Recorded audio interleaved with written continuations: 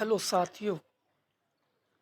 आज हम एक बार फिर से सीटेट एसएसटी की पांचवी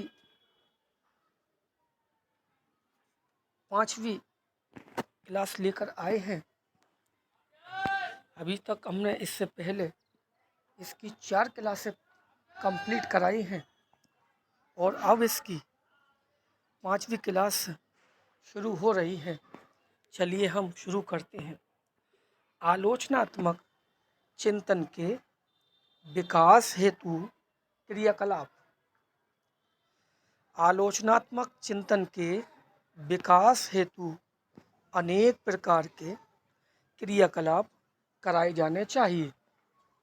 इस प्रकार के क्रियाकलापों से छात्रों की बुद्धि का विकास होता है तथा उनकी अनेक दृष्टिकोण से सोचने की क्षमता बढ़ती है। आगमनात्मक क्रियाकलापों को अपनाकर विद्यार्थियों में आलोचनात्मक चिंतन क्षमता को बढ़ाया जा सकता है। पहले उन्हें एक ही अवधारणा के विविध पक्षों के विषय में जानना चाहिए। इसके बाद एक सामान्य निष्कर्ष निकालने को कहना चाहिए। विद्यार्थियों को सोचने तथा विचार करने के लिए पर्याप्त समय देना चाहिए। साथ ही सोचने तथा विचार करने के लिए प्रोत्साहित भी करना चाहिए। विद्यार्थियों को गलत होने या असफल होने के डर से मुक्त करना चाहिए। किसी भी पाठ्यक्रम में बहुत से उदाहरण दिए जाने चाहिए। ऐसे उदाहरणों की प्रधानता होनी चाहिए जो आम जीवन से संबंधित हैं। प्रयोग प्रयोग अनुभव तथा निरीक्षण से परिपूर्ण क्रियाकलापों का संचालन कर आलोचनात्मक चिंतन को बढ़ाया जा सकता है।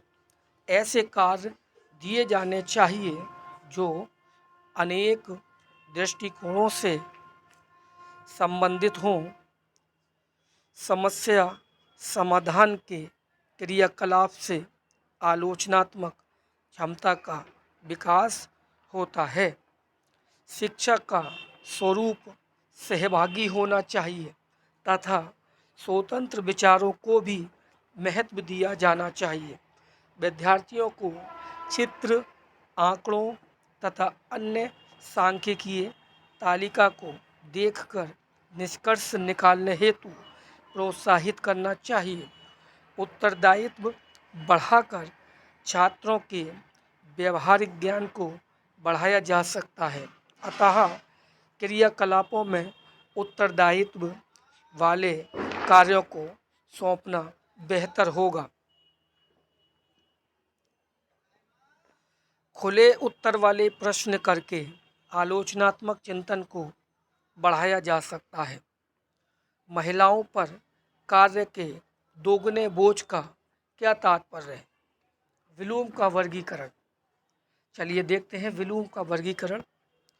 विलूम एक मनोवैज्ञानिक था या थे जिसने वर्ष 1956 में शैक्षणिक उद्देश्यों की प्राप्ति के लिए 3 क्रमागत सिद्धांतों का प्रतिपादन किया। इससे विलूम का वर्गीकरण विलूम्स टैक्सोनॉमी कहते हैं। नंबर 1 ज्ञानात्मक पक्ष, नंबर 2 भावात्मक पक्ष और नंबर 3 क्रियात्मक पक्ष। ज्ञानात्मक पक्ष ज्ञान, बोध, प्रयोग, विश्लेषण, संश्लेषण और उसके बाद मूल्यांकन। नंबर 2 भावात्मक पक्ष आग्रहण, अनुक्रिया या प्रतिक्रिया, संगठन, व्यवस्थापन, मूल्य प्रणाली। नंबर 3 क्रियात्मक पक्ष प्रत्यक्षीकरण, व्यवस्था, निर्देशात्मक अनुक्रिया, कार्यप्रणाली और जटिल प्रत्यक्ष अनुक्रिया। ब्लूम के वर्गीकरण के 3 प्रकार निम्नलिखित हैं। नंबर 1, ज्ञानात्मक पक्ष, कॉग्निटिव। ब्लूम ने ज्ञानात्मक पक्ष को 6 वर्गों में विभाजित किया है। इन्हें मानसिक प्रक्रिया की जटिलता तथा पदानुक्रमिता के अनुसार विकसित किया गया है। यह प्रणाली सरल से जटिल तथा मूर्त से अमूर्त की ओर है। नंबर 2, भावात्मक, साइकोमोटर। भावात्मक पक्ष में अनुभूति प्रधान है। इसमें प्रत्येक व्यक्ति का व्यवहार व्यक्तिगत तथा भौतिक वातावरण से प्रभावित होता है। नंबर 3, क्रियात्मक पक्ष, अफेक्टिव। क्रियात्मक पक्ष में वे शैक्षणिक उद्देश्य सम्मिलित होते हैं जिनका संबंध शारीरिक तथा क्रियात्मक कौशल से होता है। ब्लूम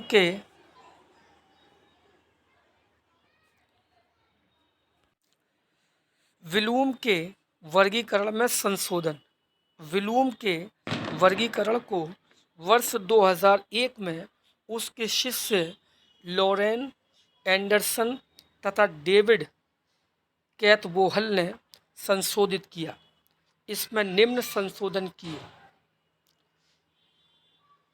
संज्ञा को क्रिया में बदला गया, ज्ञान को याददाश्त क्रिया में बदला गया, अवबोध को समझने की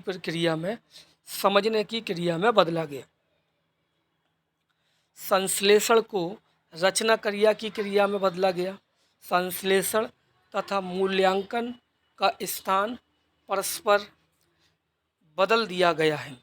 साथियों, इस लेक्चर को यही समाप्त करते हैं। आपसे आगे मुलाकात करेंगे। वीडियो देखिएगा। आपका